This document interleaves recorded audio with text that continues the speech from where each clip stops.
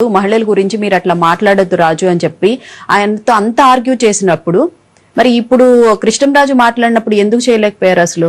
ఇప్పుడు ఒక డిబేట్ లో ఒక ఆవిడ్ని నేను ఆ పేరు తలవన్నాను, పేరు తలితే మళ్ళీ తులసాకు నానబెట్టిన నీళ్ళతో నోరు కొడుకోవాలి అని చేత ఆవిడ్ని ఒక రాజుగారు ఎవరో మాట్లాడాడు, వాస్తవం మాట్లాడాడు. అయితే డైరెక్ట్ గా ముఖం మీద ఒక మహిళని అలాగ అంటాం అభ్యంతరకరమే.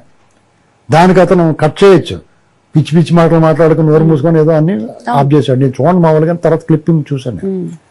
అయితే అలాగా ఆపగలిగిన సీనియర్ జర్నలిస్టు, విజ్ఞులు, తెలివైన వాళ్ళు, పూజ్యులు ఆయన ఆ కృష్ణరాజు అన్న ఆయన ఒక ప్రాంతానికి సంబంధించి దేవతల రాజధాని అన్న చంద్రబాబు నాయుడు గారు. ఖచ్చితంగా దేవతల రాజధాని అది, క్షేత్రమై ముంబై ఈ ప్రపంచానికి నాగరికత నేర్పింది. వేల సంవత్సరాల క్రితమే భారత ఉపఖండాన్ని పరిపాలించారు అక్కడ శాతవాహనులు. అక్కడి నుంచి ఈ ప్రపంచంతో వాణిజ్య సంబంధాలు నెరపేరు వాళ్ళు. కాలువ ద్వారా బందర్ రేవుకి లంగరేసున్న నౌకలకి సరుకులు ఎగుమతి చేసేవారు, విదేశాల నుంచి దిగుమతి చేసుకునేవారు.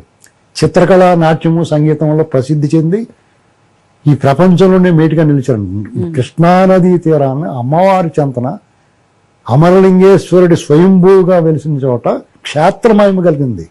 ఆచార్య నాగార్జున నడయాడిన నెల, బౌద్ధం వెలసిల్లిన ప్రాంతం అది.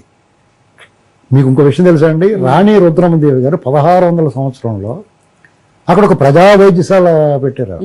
ఒక శాసనం ఉంది మందడంలో చూసుకుంటా వెళ్తే. అంటే మీకు అక్కడ ఔషధ చికిత్స శుశ్రూష మహిళల కోసమే ఏర్పాటు చేశారు అక్కడ. అంటే మా వయసు తారతమ్యం లేకుండా, పేద ధనిక తారతమ్యం లేకుండా అందరికీ వైద్యం అందించేవారు.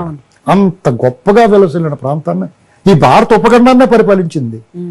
ఆ ప్రాంతాన్ని పట్టుకుని ఖచ్చితంగా దేవతల నగరం, దేవతల రాజధాని అంటారు. నిజంగా అక్కడ ఉన్న వాళ్ళందరూ దేవతలే.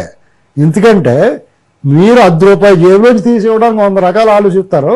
వాళ్ళు ప్రాణం ఇమ్మంటే ఇస్తారు, కానీ తన భూమిని ఇచ్చిన వాళ్ళు ఉన్నారు అక్కడ.